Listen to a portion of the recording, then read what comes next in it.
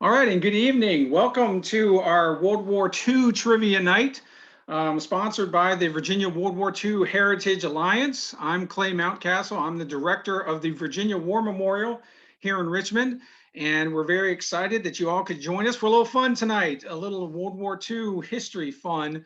Very happy that a number of our premier partner institutions with the Heritage Alliance have provided some good trivia questions for us tonight and see how good you all are out there as to knowing your details about World War II. The way this goes, it's similar to how we've done our previous trivia quiz shows with the Virginia War Memorial, and I'll show you how it's done. You will see questions come up on the slides. I will be reading them off to you as we go. As I said, we have a number of institutions that have provided questions, mostly within their areas of expertise, within their institution, their organization. And I'll read those off, and you all will be grading yourselves at home. So if you're participating as a team, the team can come together and try and get the right answer. If you're just there by yourself, by all means, go ahead and shout it out as loud as you can at the computer screen.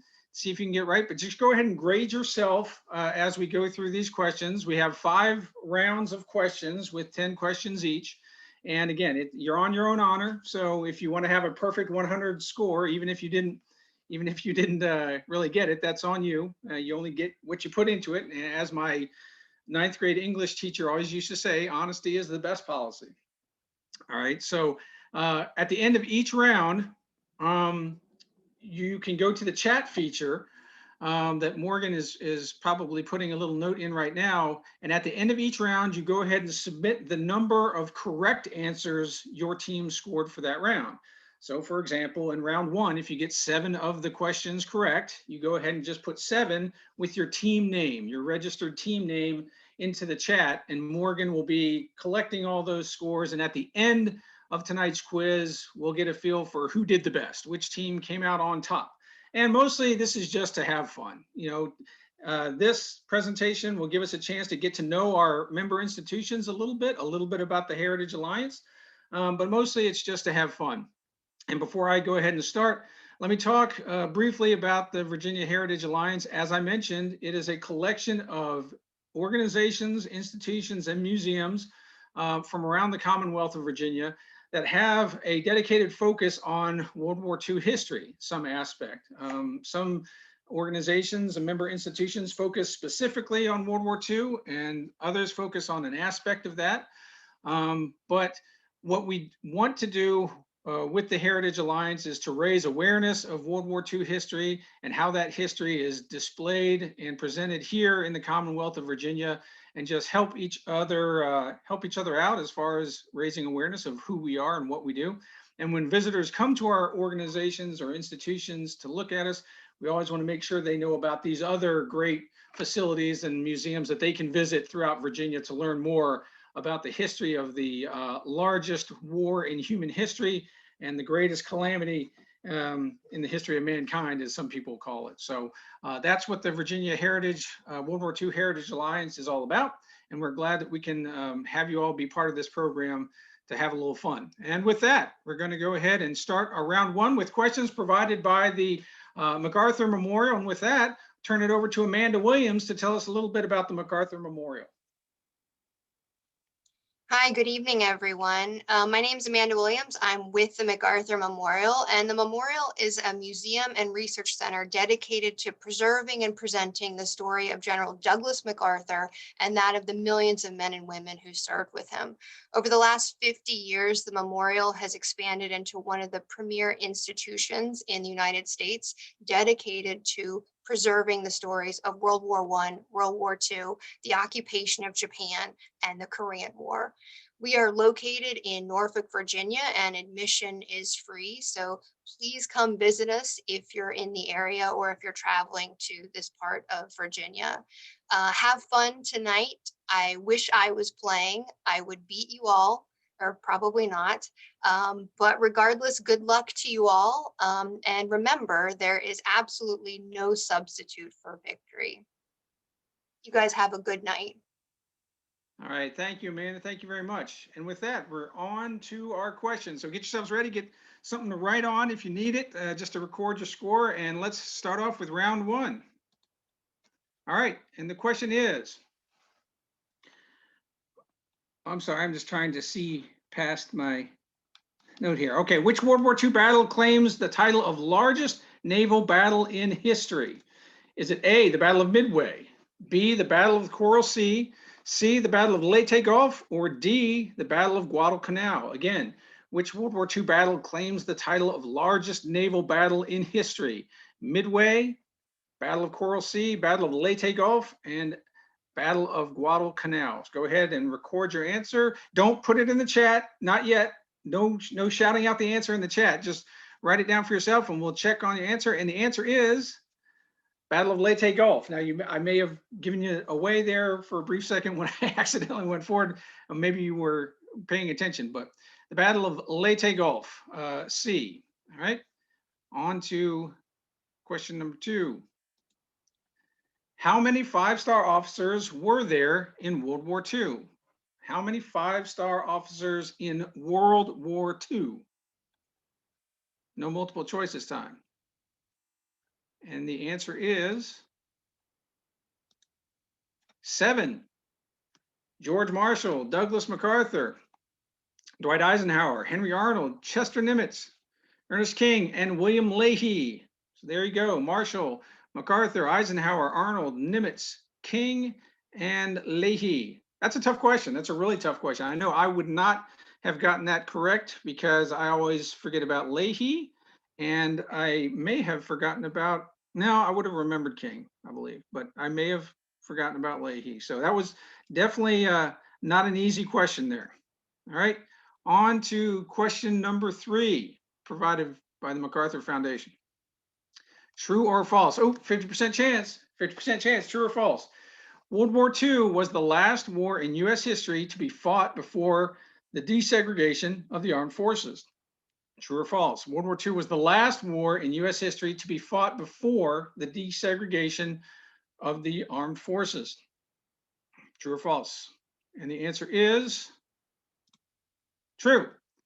Truman made executive order to have the U.S. military officially desegregated in 1948. So we know that there were colored troop organizations in the Civil War, and then African Americans fought in World War I as well, obviously during the Indian Wars. So obviously we've had African American participation in our wars since the very inception of the country, but it wasn't until 1948 that we had an official desegregation order for the U.S. Armed Forces. Kind of a crazy thing if you think about it. All right, on to question number 4. What U.S. territory did the Japanese target immediately following the attack on Pearl Harbor? So immediately after the attack on Pearl Harbor, where did the Japanese then target? Was it A, Guam, B, American Samoa, C, the Philippines, or D, Midway Atoll? Guam, American Samoa, Philippines, or Midway Atoll, or however you pronounce, I've heard atoll, all those things, but Midway Atoll. And the answer is the Philippines, of course, Clark Field and all that stuff. So the Philippines also attacked right after Pearl Harbor. Very busy day, obviously, important day in American history. So launching off the American stepping into World War II. Question number 5, moving right along. What famous Hollywood actor served in the U.S. Armed Forces during World War II? Was it Humphrey Bogart, Bob Hope, John Wayne, or Clark Gable? Famous Hollywood actor that served in the U.S. Armed Forces during World War II. Humphrey Bogart, Bob Hope, John Wayne, or Clark Gable? Who was it? It was Clark Gable. Check him out. Well, I know a few fans of his. So Clark Gable serving in World War II. Yeah. All right. Moving on to question number 6. All right, fill in the blank here. Fill in the blank. General Douglas MacArthur was ordered to retreat from the Philippines in 1942 following a Japanese invasion. He soon after made a promise to liberate the Philippines from Japanese control in a famous broadcasted speech during which he said, "I shall what? Fill in the blank. General MacArthur in 1942 made his famous speech in which he said, "I shall what?" And the correct answer is, "I shall return," of course. "I shall return." And then the photo op of him walking up onto the beach, returning to the Philippines. "I shall return," fulfilling his promise. So very famous quote from General MacArthur. All right. Number 7. What 2 Japanese cities were devastated by atomic bombs during World War II?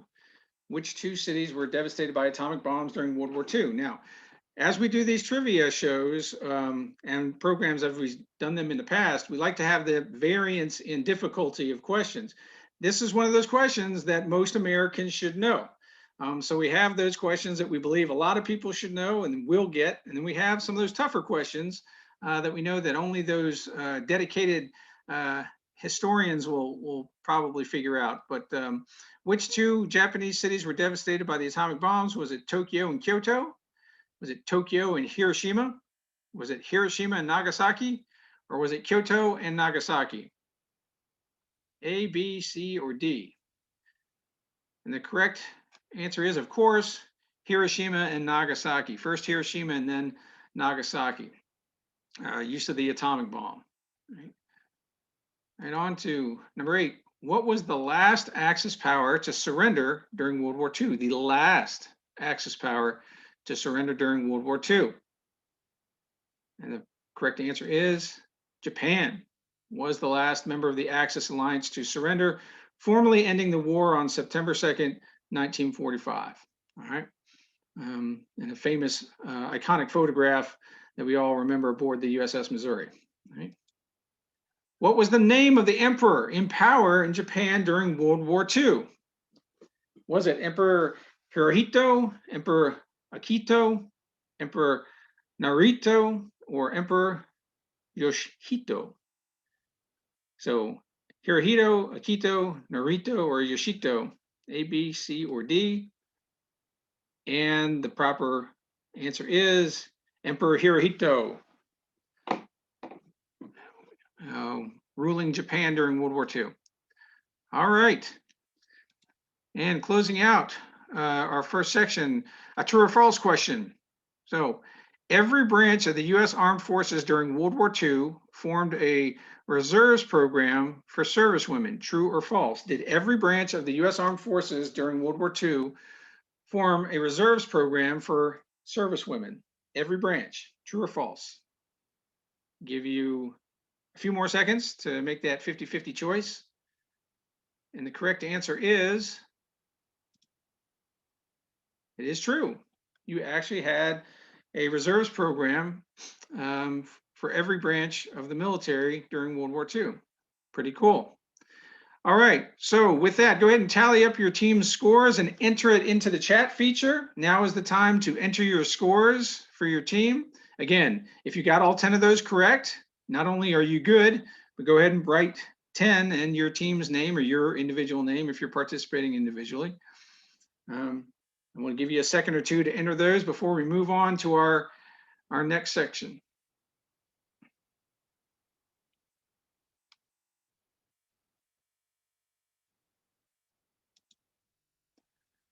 All right, great. We've got questions submitted by the Hampton Roads Naval Museum. And with us here tonight to talk a little bit about the Hampton Road Naval Museum, we have John Pentangelo. So take it away, John. Hey, good evening, everyone. Hope you're having a great time tonight. Thank you so much for joining us. The Hampton Roads Naval Museum is an official department of the Navy Museum. We're here in Norfolk, Virginia, which is the capital of the United States Navy. We are free, but right now, unfortunately, we are not open to the public due to the pandemic.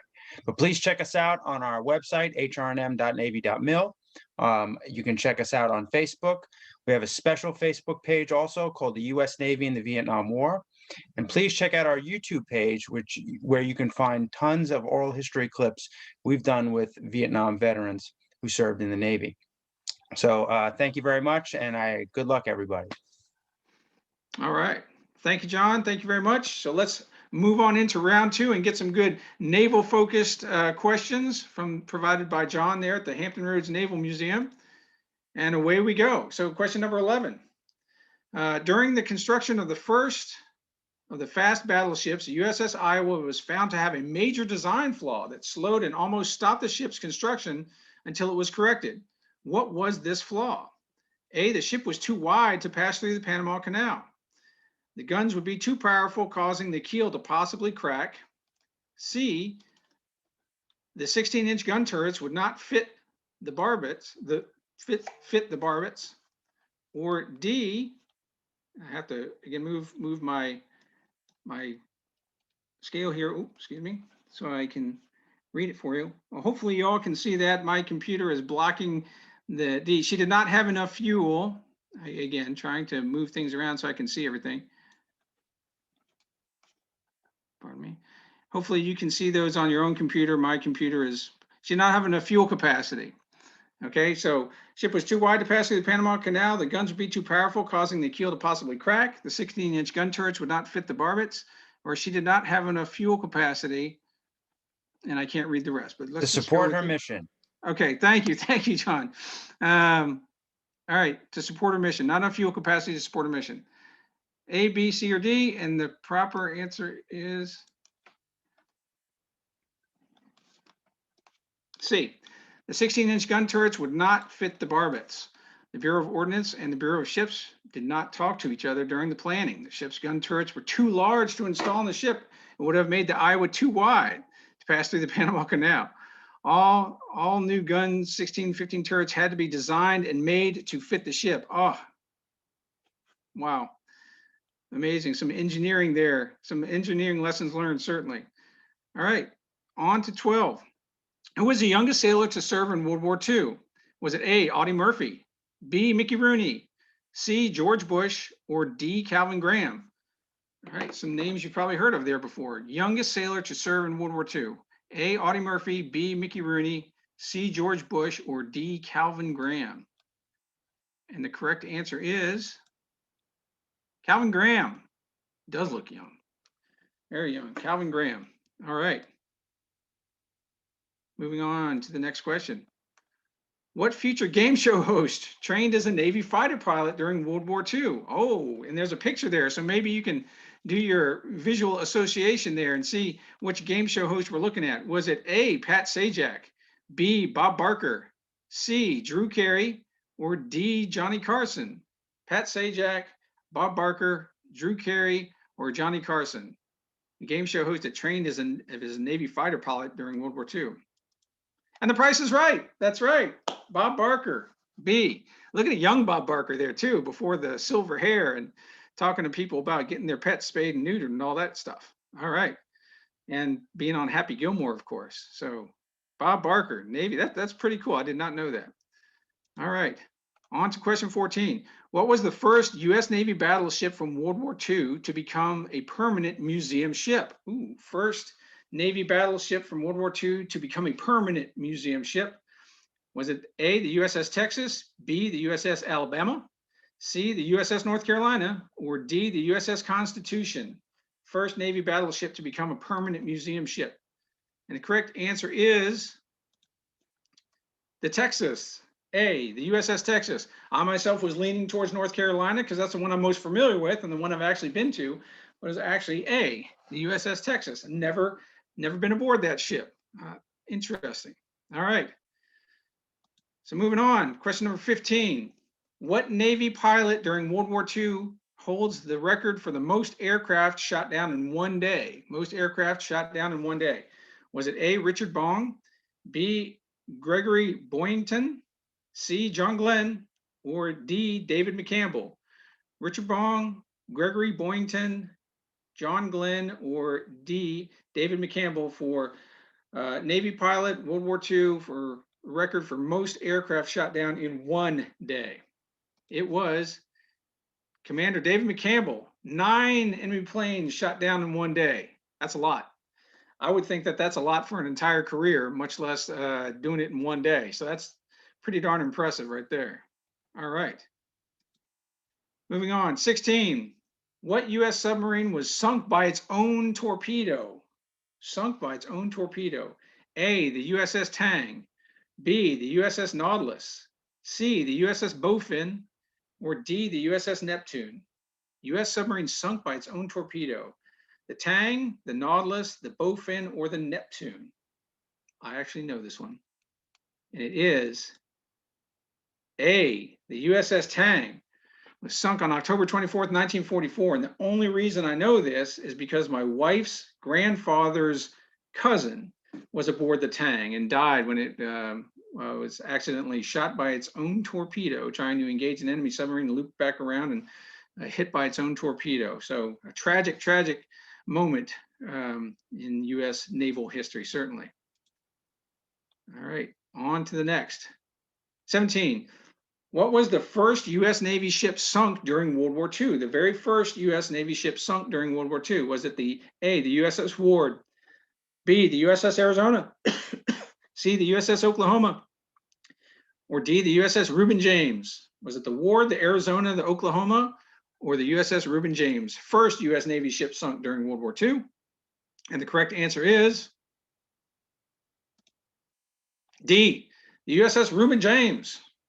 It sank on October 31st, 1941. Okay, very cool. I definitely did not know that. I don't know the history behind the Reuben James. So look it up. Look it up if you're interested. But I would have obviously guessed a Pearl Harbor ship, but certainly something happened before then. So the Reuben James. All right, on to 18. All right. Which state had the greatest number of German U-boats sunk along its Atlantic seaboard? Is it A, New York, B, New Jersey, C, Virginia, or D, North Carolina? Which state has the most number of German U-boats sunk along its Atlantic seaboard? New York, New Jersey, Virginia, or North Carolina? And the correct answer is, I'm going to guess at this one. I was correct. D, North Carolina, with 5 U-boats sunk along its coast. That's really cool. I remember a few stories of people diving off the coast of North Carolina and encountering a number of German U-boats. So that is really cool. Makes you want to learn how to dive and get out there and explore some of those submarines out there on the floor of the Atlantic off the coast of North Carolina, some of those beaches that we go to every summer. All right. And moving on, 19. What single action or event led the U.S. Navy to a victory at the Battle of Midway, during which 4 Japanese fleet aircraft carriers were sunk? So single action or event which led the U.S. Navy to a victory at the Battle of Midway. Was it A, a warning from Fleet Commander-in-Chief Admiral King to Admiral Nimitz, Commander-in-Chief Pacific Fleet? So a warning from Admiral King to Admiral Nimitz. Or B, Japanese naval plans gleaned from broken diplomatic codes. C, information derived from partial decrypted Japanese naval communication codes. Or D, information on Japanese naval deployments obtained by U.S. Navy reconnaissance flights. So we had a message A, we had a message from King to Nimitz. B, we had broken diplomatic codes leading to the crucial intel. C, we have decrypted Japanese naval communication codes playing the role. Or D, we have Japanese naval deployments obtained by reconnaissance flights. So which of those things, which of those intel sources really led to a U.S. victory at the Battle of Midway? And the answer is C. Cryptologist Rochefort and his team were able to partially crack the Japanese naval communications code, which gave an indication of Japanese plans to capture Midway and use it as a jumping off point for the invasion of Oahu. Well done question, John. Really well done, because there's a lot of very juicy, tempting options on that list, but it comes down to cracking the code and getting the plan. So Our volunteers are merciless, Clay. They really tried to trick the audience there. well, that's a good one, because that's part of the beauty of creating trivia, is to try and create those tempting other questions to lure people in the wrong direction. So I like that. That was well crafted. Well done. All right. And then question number 20 into this section. In the World War II Pacific War, the term Tokyo Express referred to A, Japanese name for the attack on Pearl Harbor, B, Japanese surge in ship construction to replace losses incurred at the Battle of Midway, C, a code name given to B-29 bombing raids conducted against targets in Tokyo, March through July of 1945, or D, name given to the Japanese resupply of forces on Guadalcanal. All right, so when you say Tokyo Express, what was that referring to? Was it a name for the attack on Pearl Harbor? Was it the Japanese surge in ship construction after Midway? Was it a code name given to the B-29 bombing raids conducted against Tokyo? Or was it the Japanese resupply of forces in Guadalcanal, Tokyo Express? And of course, the answer is D, the name given to the Japanese resupply of forces at Guadalcanal in the Solomon Islands. All right, so the Tokyo Express.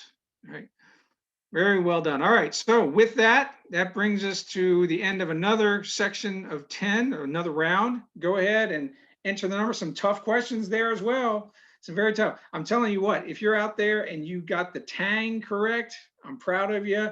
I don't think very many people probably would have gotten that, but I'm glad I did, but I had some personal insight into it. So I'm liking the fact that we've got some pretty tough ones out there, but also some ones that you should probably know mixed in there as well. So hopefully some folks are, right there in the 80-some% range right now, maybe some in the 90-some% range. If we have anybody at 100 right now, you're a ringer, or you're Googling things, which you shouldn't do. Honesty is the best policy. Don't Google anything. It takes the fun out of it. Or you've got grandpa sitting next to you who's a World War II vet and knows everything anyway, and he's just sharing the answers with you.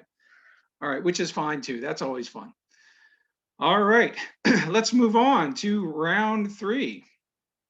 All right, so now we get to round 3 with questions submitted by the Virginia War Memorial. So here at the Virginia War Memorial in Richmond, Virginia, we have a 4-part mission. We honor our veterans, and particularly those that have made the ultimate sacrifice in wars for our country. We educate future generations, we preserve history, and we inspire patriotism as best we can, because we believe that the best way to honor those that have died for our freedoms is to make sure people know about them, know about the wars in which they fought, and kind of pass their stories forward as best we can. So the Virginia War Memorial is a combination of state war memorial, also education center, a robust program of education programs such as this one and other initiatives. And we have a 50,000 square foot facility with a number of displays and exhibits. We rotate at least half of those throughout the year. So there's always something new to see at the Virginia War Memorial. So if you're in Richmond, please come down to Belvedere Street. We're located at 621 South Belvedere Street. Come on in. We are open to the public right now. We just ask that people wear masks and socially distance when they're here. But we've got everything from new exhibits to veteran art galleries where we display artwork done by veterans. And there's a fair amount of World War II history to be seen and learned when you come to the Virginia War Memorial, to include our short documentary series, where we have at least 12 different short documentaries that focus specifically on World War II related history, all done with Virginia World War II veterans providing their stories and experiences. So it's a wonderful facility. Please stop by and see us when you have the chance. All right, so moving on, round 3 with questions from the Virginia War Memorial. What was the code name given to the Allied invasion of Sicily in 1943? Was it A, Operation Husky, B, Operation Geronimo, C, Code Green, or D, Operation Sunburn? So the code name given to the invasion of Sicily in 1943, Husky, Geronimo, Code Green, or Operation Sunburn? And the correct answer is Operation Husky, of course. Fascinating campaign to study. If you're looking at everything from Allied cooperation or lack of cooperation to intelligence, to airborne operations or glider operations, those types of things. It's just a wonderful case study to look at the U.S. Operations on Sicily. All right, question number 22. Which of these World War II events took place in the Aleutian Islands? Right, definitely switching parts of the world now. We're kind of moving to the other side of the world. Which of these World War II events took place in the Aleutian Islands? Was it the Battle of Guadalcanal, B, the Battle of Attu, C, the Siege of Lille, or D, testing of the atomic bomb? Was it the Battle of Guadalcanal, the Battle of Attu, the Siege of Lille, or D, testing of the atomic bomb? And the correct answer is the Battle of Attu. Again, another fascinating campaign to examine, way out there at the far end of the Aleutian Island chain, trying to fight for that small piece of rock out in the middle of the ocean with the Japanese. Really an amazing story, brutal fight, and just if you're looking for a single battle to examine that you're not that familiar with, I would highly recommend reading up on Attu. Really interesting engagement. All right, moving on. 23. In World War II, the new Norden bomb sight was claimed to be so good that US bombardiers could drop bombs into this from 20,000 feet. Was it A, a second story window, B, a pickle barrel, C, Hitler's breeches, or D, the back seat of a Jeep? So the Norden bomb sight was so good, they said that you could drop bombs into a second story window, a pickle barrel, Hitler's breeches, or the back seat of a Jeep from 20,000 feet. And the correct answer is a pickle barrel. They said it was so good you could hit a pickle barrel from 20,000 feet. Well, of course, that was not correct. Maybe the Norden bomb sight was an improvement, but it certainly wasn't that accurate. And I always mention this to people when I talk about this question. There was that Ken Burns documentary not too long ago, The War, that focused on World War II. And they were talking about just this with the new bomb sight and the bombardiers. And the veteran that they interviewed there said, yeah, they told us we could hit a pickle barrel with this new bomb sight. Man, we couldn't even hit France. Now, I thought that was pretty darn good when he said that. So one of my favorite quotes from the Ken Burns documentary. All right, so moving on, question number 24. This US Army unit captured Hitler's bunkered retreat in Berchtesgaden in May 1945. This Army unit captured Hitler's bunkered retreat in Berchtesgaden in May 1945. Maybe some of you are familiar with the term the Eagle's Nest, Hitler's mountaintop resort. There's a photo of Americans sitting out there on the patio overlooking the mountains, the Alps there in Berchtesgaden. Was it A, the 101st Airborne, B, the 82nd Airborne Division, C, the 1st Infantry Division, or D, the 3rd Infantry Division? Which Army unit captured Hitler's bunkered retreat? So who got there first and who captured it? It was, surprise, the 3rd Infantry Division, the Rock of the Marne. It was actually the 7th Infantry Regiment, the Cotton Ballers. They got into Berchtesgaden first and made their way up the mountain to the Obersalzberg compound and made their way up to the Kelstein and the Eagle's Nest. I think a lot of people assume it's the 101st because they've seen Band of Brothers and Easy Company and all those guys hanging out at the Eagle's Nest, but it was actually the Cotton Ballers that got up the mountain first. So an interesting piece of trivia. I did know that because I spent 2 summers working there in the Obersalzberg and Berchtesgaden in the old complex there in one of the old buildings. And so I had heard about the 3rd ID getting there first. So, all right. 25, this medical innovation greatly decreased amputations and deaths in World War II. So this medical innovation greatly increased amputations and deaths in World War II. A little medical history for you.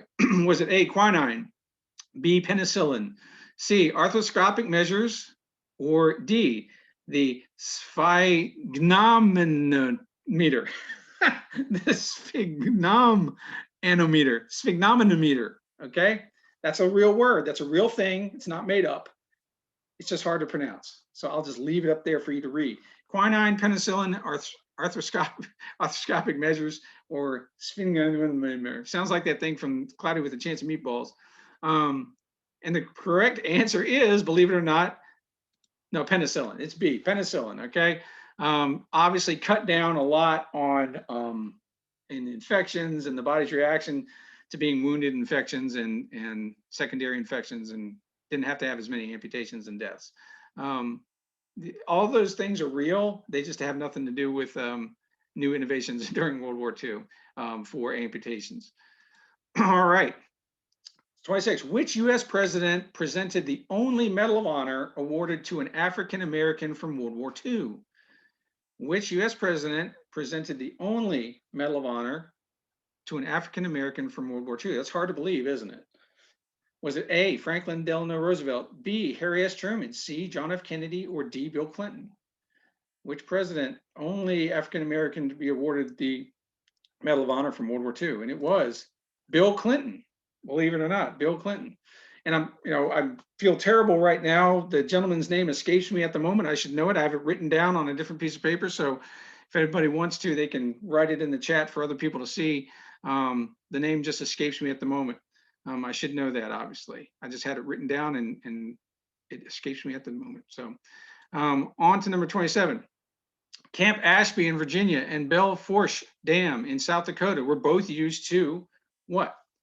A, test atomic radiation. B, house German POWs. C, execute U.S. Army deserters. Or D, manufacture flamethrowers. So Camp Ashby in Virginia and Belfourche Dam in South Dakota were both used to A, test atomic radiation. B, house German POWs. C, execute U.S. Army deserters. Or D, manufacture flamethrowers. Which was the appropriate answer? Camp Ashby and Belfourche Dam. And the correct answer was to house German POWs. It was one of several American POW camps to house German prisoners of war spread throughout the United States. Camp Ashby was definitely one of the bigger ones that was out there down around, I believe, down around Chesapeake area, or no, down around Suffolk area, I believe, closer to that, Camp Ashby. All right. On to 28. Which World War II leader was raised in Pennsylvania but graduated from the Virginia Military Institute and is memorialized there with a statue on the parade field? So World War II leader is raised in Pennsylvania but graduated from VMI and now has a statue there, probably the most noted VMI graduate that there is. And that, of course, is General George C. Marshall. Right? Caught a lot of heat there as a rat when he came to VMI because he was from the North, but obviously toughed it out and then went on to become, as I said, VMI's most notable graduate. All right, 29. Lieutenant General Jonathan M. Wainwright commanded the U.S. surrender of the Philippines in 1942. What was his nickname? General Wainwright's nickname. He oversaw the surrender of the Philippines in 1942. A lot of people would say he was left there, abandoned there to oversee it, but we won't get into that. But what was General Wainwright's nickname? You can kind of guess by looking at the picture. But his nickname was Skinny Wainwright, and certainly captivity did not help with that regard after the surrender. And see him smoking a cigarette there too. Maybe that led to the fact that he was so skinny. I don't know, but Skinny Wainwright, that was his nickname. All right. And 30, according to Winston Churchill, when was the beginning of the Cold War? Was it A, when the Allies delayed the Normandy invasion until June 1944? B, when the Soviet army stood down during the Polish uprising in August 1944? C, when the American and Soviet armies met at the Elbe River on April 25th, 1945? Or D, when the Germans surrendered on May 8th, 1945. So according to Churchill, when was the beginning of the Cold War? When the Allies delayed Normandy invasion until 44, Soviet army stood down during the Polish uprising in 44, the American and Soviet armies met at the Elbe River April 25th, 1945, or when the Germans surrendered on May 8th, 1945. And the correct answer is when the Soviet army stood down during the Polish uprising in 1944. That's when Churchill said the Cold War began. That's a tough question. That's a very tough question. So unless you're a Churchill enthusiast and you've got all that down, that is one of those zingers in there that good for you if you were able to put all that together. All right, so go ahead and enter your scores from the last section. And we're going to go ahead and have John Long from the National D-Day Memorial out in Bedford tell us a little bit about National D-Day Memorial. John. Great. Thank you, Clay. It's great to be here. I'm John Long with the National D-Day Memorial, the Director of Education there in Bedford, Virginia. And why we are in Bedford, Virginia is one of the questions you'll get in just a bit. We are the nation's monument to D-Day. founded 20 years ago this year in 2021 by a D-Day veteran, Bob Slaughter of Roanoke, and who wanted to be sure that what happened on June 6, 1944 would not be forgotten. And we are open. Well, today we were closed because it was snowy, but we are open as an outdoor site. We're less restricted than a lot of other museums around the state, and we certainly welcome you to come by. All right, John, yes, and I second that. Everybody that has not yet been out to Bedford to see the National D-Day Memorial is absolutely worth the drive out there. I'm particularly partial to the fall. I think most people are because of the foliage. It blends in nicely, but any time of year is a beautiful time to go out to Bedford and see that beautiful memorial that they have out there. So just before we go to the next question, I just want to make sure that I mention Vernon Baker, the gentleman that was awarded the Medal of Honor by President Bill Clinton for his heroism in World War II. I wanted to make sure that everybody knew that it was Vernon Baker, that gentleman, the only African-American to receive the Medal of Honor for World War II. So wanted to make sure that hero's name was put out there. And with that, we'll proceed on to question number 31. What does the D in D-Day signify? What does the D in D-Day signify is the question. I'll let you think on that for a second. What does the D in D-Day signify? And the answer is nothing.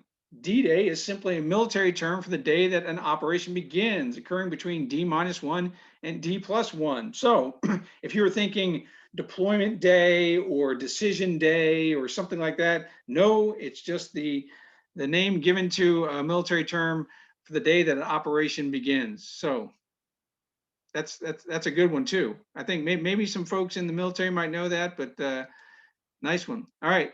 So the 11,000 Allied aircraft used in Operation Overlord were painted on wings and tail with what special recognition symbol? What were the wings and tails of the Allied aircraft used in Operation Overlord painted with during that operation? 11,000 of them. What were they painted with? And the correct answer is black and white stripes. Those black and white stripes on the wings and tails. The intention was to minimize friendly fire by making Allied planes recognizable to each other. Now, how successful was that? Obviously, it wasn't perfect, but certainly when you see those black and white stripes on those aircraft, it should make you think about Operation Overlord and the Normandy invasion. All right. Number 33. Who was the deputy Allied commander beneath Eisenhower on D-Day? Certainly, we associate Eisenhower with the D-Day invasion, but who was deputy Allied commander? Was it A, Trafford Lee Mallory, B, Arthur Tedder, C, Omar Bradley, D, Bernard Montgomery? So was it Lee Mallory, Tedder, Bradley, or Bernard Montgomery? And the correct answer is, it is Arthur Tedder. That is, again, I like the fact we're having some tough ones in there. You know, that was probably the least known name of all of those listed up there, you know. Good question. You know, everybody forgets the deputy, don't they? Nobody really thinks about the deputy, but the deputy is probably doing a heck of a lot of work. They are getting that operation up and planned and off the ground. So great question. All right, 34. Which of the following was not one of the code names for a landing beach on D-Day? So we've heard about the beaches that were landing spots during Operation Overlord. Which of these names was not one of those beaches? A, Utah, B, Sword, C, Band, or D, Gold? Which one was not one of the code names for a beach? Utah, Sword, Band, or Gold? And the correct answer is C, Band. However, earlier plans for the invasion included Band Beach, east of Sword, a landing zone that was abandoned before the plans were finalized. So, tricky. You know, there was supposed to be a Band Beach at one point, but was not actually used on D-Day. So, wow. I like these layers of difficulty we're working in here. John and the folks out at Bedford are not playing around. This is good stuff. All right, 35. What were Hobart's funnies on D-Day? What were Hobart's funnies? What was that term associated with on D-Day? And the correct answer is, I'll give you another 5 seconds. 2, 1. The correct answer is specialized British tanks with unusual additions. Some had flamethrowers, some flails to detonate landmines, and etc. So kind of like modified or specialized British tanks with things slapped on them to assist with the landings at D-Day. That's pretty interesting. Again, man, you gotta know your D-Day stuff. You gotta know your D-Day stuff to be getting these right. I tell you what, this is good. All right, 36. What two legendary American airborne divisions took part in the D-Day invasion? All right, so here we go. So we're thinking about legendary American airborne divisions taking part in the D-Day invasion. Got to get both of them. Can't just get one. Got to get both. And they were the 82nd and the 101st, of course, the All-American Division and the Screaming Eagles of the 101st Airborne Division. So you would, probably picked up on that by watching enough movies or reading enough books and all those things. So, and if somebody is out there right now saying, wait a second, there are these guys from a different unit that participated in that, you can take that up with the experts there in Bedford or something. But 82nd and the 101st certainly were there during D-Day. I was down at the home of the 82nd just today, just this morning, visiting the Airborne and Special Operations Museum in Fayetteville, and I drove through Fort Bragg. It was the first time for me in a good 10 years that I'd been to Fort Bragg, and things look a lot different than they used to, but Ardennes Street is still Ardennes Street with all the different side streets, different drop zones named off those. All right, 37. Which of the following future celebrities took part in D-Day? Oh, another celebrity question. Which one took part on D-Day? Was it A, John Ford, B, Yogi Berra, C, Jimmy Doohan, who was Scotty from Star Trek, beam me up, Scotty, and I can't give it anymore, Captain, that kind of thing. D, Henry Fonda, or, we have an all of the above. Oh, the ever tricky, ever tempting all of the above. So was it John Ford, Yogi Berra, Jimmy Doohan, or Scotty from Star Trek, or D, Henry Fonda, or E, all of the above? I am always skeptical of the all of the above answers. It's always tempting. It's always tempting. And the correct answer is, it is all of the above. It is. They were all there on D-Day, believe it or not. That's pretty interesting that all those well-known names took part in D-Day. Pretty interesting. All right. Number 38, how many medals of honor were awarded for actions on D-Day? How many different medals of honor were awarded for actions on D-Day? Was it 37, 26, 12, or 4? 37, 26, 12, or 4? And the correct answer is 4, just 4. With an operation the size of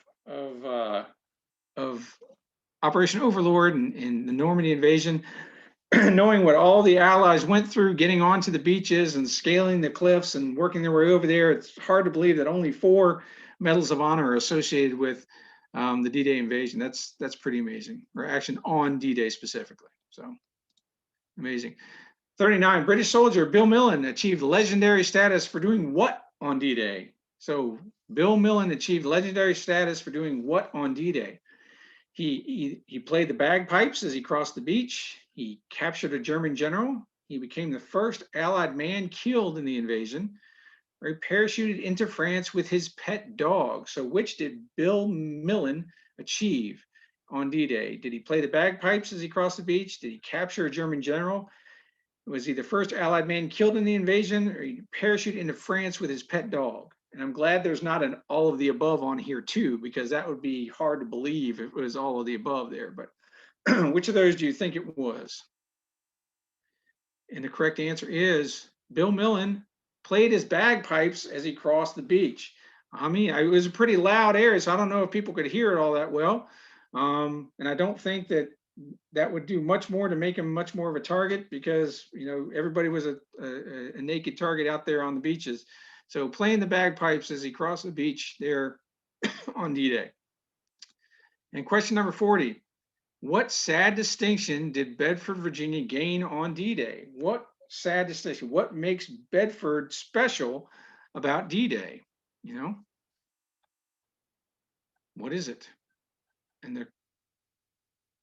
the answer to that is, of course, it is the highest known per capita loss of any community in the United States on D-Day. And hence, that's why National D-Day Memorial is located in Bedford, Virginia, because The town of Bedford, Virginia paid a higher price in losses than any other town or city in the country based on per capita. So the largest percentage of the population sacrificed during D-Day. So, and there you have it, Bedford boys and the memorial being there, a huge price to pay. And when you come to the War Memorial and you look up at the names in the Shrine of Memory of those that died in World War II, you see Bedford and the list just goes on and on. And for such a small town at the time, you can imagine the impact that that single day had on that one community. So, all right, with that, go ahead and enter your answers one more time. Or actually, we'll have one more entry at the end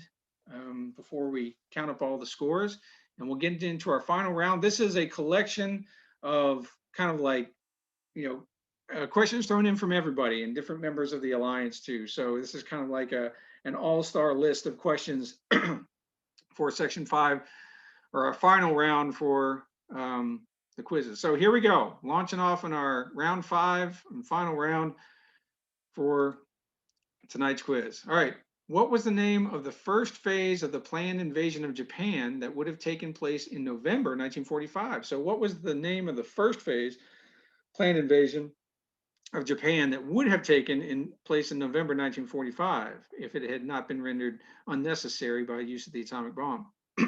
Was it A, Operation Olympic, Operation Arachnid, Operation Victory, or Operation Washboard?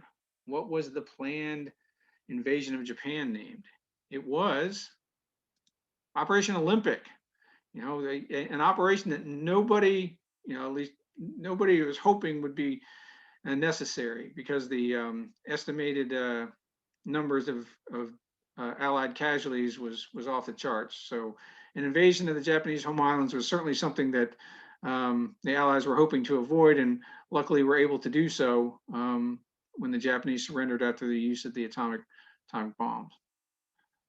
All right, 42. Which U.S. Navy ship earned 20 battle stars and is considered to be the most decorated U.S. ship of World War II? The most decorated U.S. ship of World War II.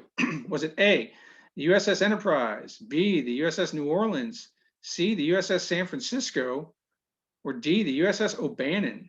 So which is the most decorated U.S. warship from World War II? The Enterprise, the New Orleans, the San Francisco, or the O'Bannon? And the correct answer is the Enterprise, USS Enterprise, 20 battle stars. The others earned 17 battle stars each. So yes, I would say that the Enterprise definitely earned its stripes during World War II. That is some considerable action right there. All right, 43. During World War II, which branch of the military did former President John F. Kennedy serve? So John F. Kennedy was a veteran. In which branch of the military did he serve? This one might not be too difficult for people that were alive during John F. Kennedy's political career and life. I certainly know this was part of his identity for who he was. He was it Army, Navy, Coast Guard, or Army Air Corps? President John F. Kennedy, in which branch did he serve? And he served in the U.S. Navy, of course. He served in the U.S. Navy. All right. 44. Which ship fired the first shots of World War II? Oh, which ship fired the first shots of World War II? Was it A, the USS Ward, B, the USS Allen, C, the USS Schley, or D, D, the USS, I can't see it, I think. So John's out there, you can chime in. But was it the Ward, the Allen, the Schley, or D, the USS, sorry, I'm trying to move my bar again so I can see it, Alwyn, the USS Alwyn. All right, and the correct answer is A. The Ward was patrolling off the entrance to Pearl Harbor when she attacked and sank a Japanese midget sub. All right, so the Ward on December 7th, firing the first shots for the Americans, at least, in World War II. I did not know that. All right, question number 45. Which of the following U.S. presidents did not serve in the military during World War II? So we had one that did serve. We've had a few celebrities that served, but which of these USS presidents did not serve in the military during World War II? Was it Harry Truman, Dwight Eisenhower, Lyndon B. Johnson, Richard Nixon, or Gerald Ford? That's a good question. which those did not. And it was Harry S. Truman, certainly did not serve during the war because he was president for part of the war. But he did not serve during the war, but we know that, of course, that Dwight Eisenhower did. Lyndon B. Johnson, I believe, was in the Navy. Was it Navy Reserves or something to that extent? Richard Nixon served as well, and Gerald Ford all have prior service. So Harry S. Truman, he was focused on trying to win the war at the end of it, obviously from the White House. All right, 46. What cat with the U.S. Navy in World War II was considered a shellback and was awarded 3 service ribbons and 4 battle stars? A cat that was awarded 3 service ribbons and 4 battle stars in World War II. Was it Pooley, Simon, Sam, or Morka? Which highly decorated heroic cat earned all those awards with the Navy in World War II? Was it Pooley, Simon, Sam, or Morka? And the correct answer is A, Pooley. Short for Princess Papoul, was born July 4th, 1944 in the Navy Yard at Pearl Harbor. She served aboard the USS Fremont and saw action in the Marianas, Laos Group, and the Philippines, and Iwo Jima. So old Pooley went around the world there and saw a lot of action, earned a lot of stars. So heroic cat there. I am not a cat person, but hey, I will give Pooley his or her due. I'll give her her due for all that gallant service to the country there.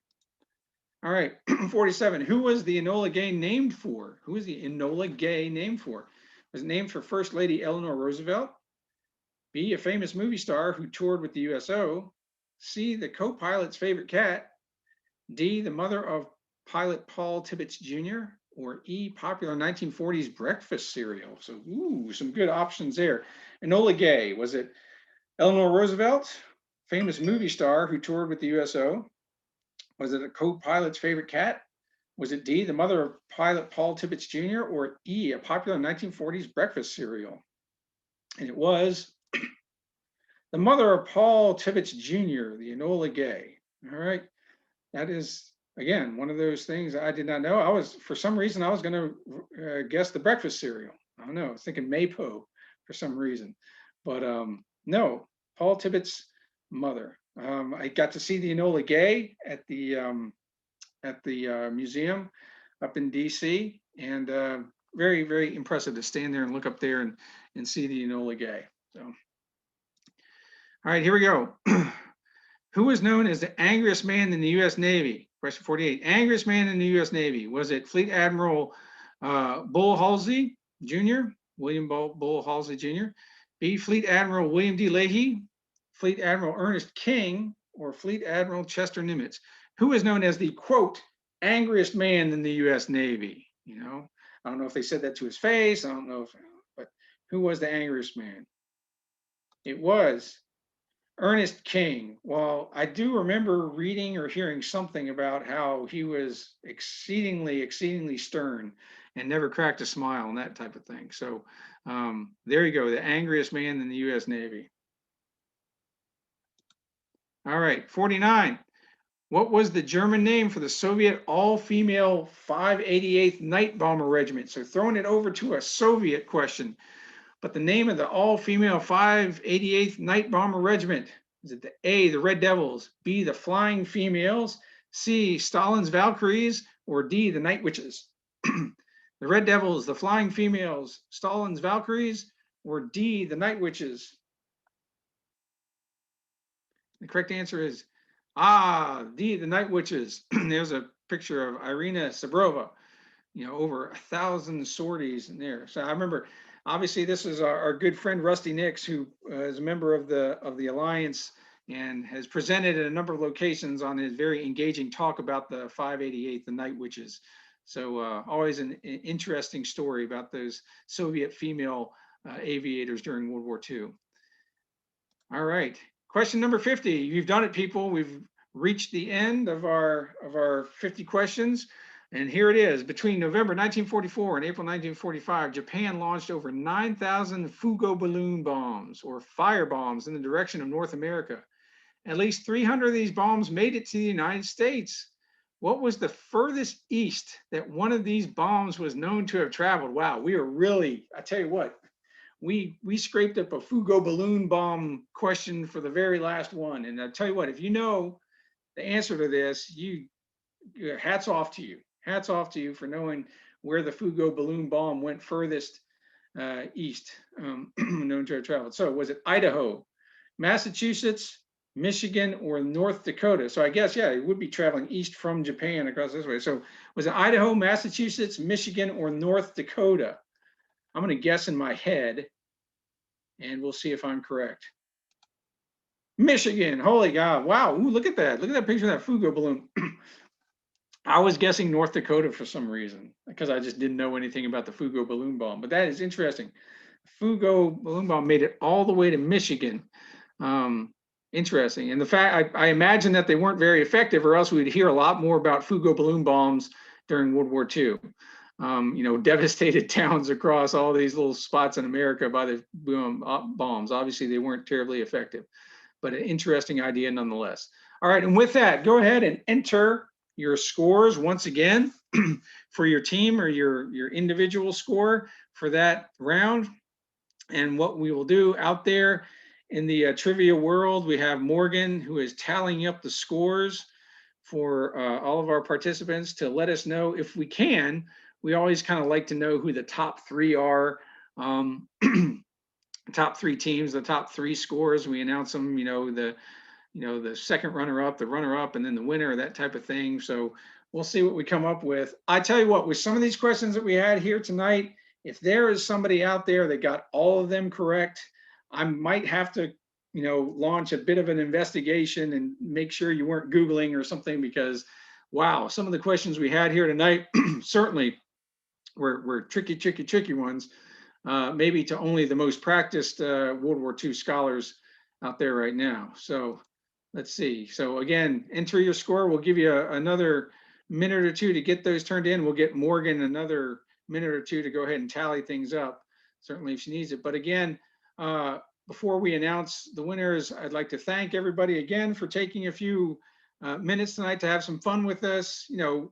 Most of our programming, whether it's the Virginia War Memorial or Bedford or the other museums, focus a lot on just, pure education and getting people to know as much as they can about their aspect of World War II.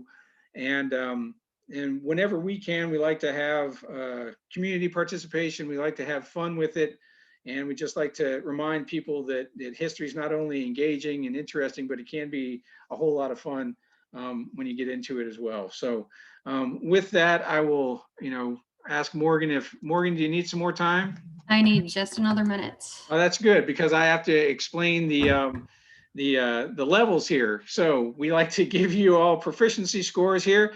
I know you all at home have probably been tallying up your number of total correct. So if you earned 45 or above correct on this, wow, you get your Trivia Master Wings. Good for you. You certainly are a master level of World War II trivia with this tonight. Anything 35 to 44 correct, you get your Senior Wings, which is not bad at all. A superior skill level in World War II trivia. You can brag about it. If you got 25 to 34 correct, I would say not bad. You're somewhere in the 50% or a little bit more than 50% range. I would recommend doing a little bit more reading, certainly visiting some of our museums to brush up on that history a little bit. Anything less than 24, you are, as we say in the airborne world, when I was a paratrooper, you're a dirty, nasty leg, meaning that you are not only you're not airborne, but you need to go back to some basic American military history. No, I'm being hard on you. These were some tough questions. So I would not be surprised if there may be a fair number of people out there that got just under the 25 bar too, because there were some pretty tough questions. So don't feel bad. Don't feel bad. No matter what your score was, don't feel bad about it at all. So Morgan, how are we doing? I think we have a top, it's kind of 5. It's okay. a tie for second and third. Okay. And a blowout winner at first place. So I'll build to that. But it looks like we have 2 third place winners with 38 points each. Okay. That is Brandy and Preston are our two winners. Round of Sorry, applause for I do not Brandy and have your Preston. team names. All right, Brandy and Brandy and Preston, Preston. round of applause, both senior wing earners. They are senior wing earners at 38. Very, very nicely done. And at 40 points, we have two second place. That is Candace and Sarah. with Candace 40 and points. Sarah.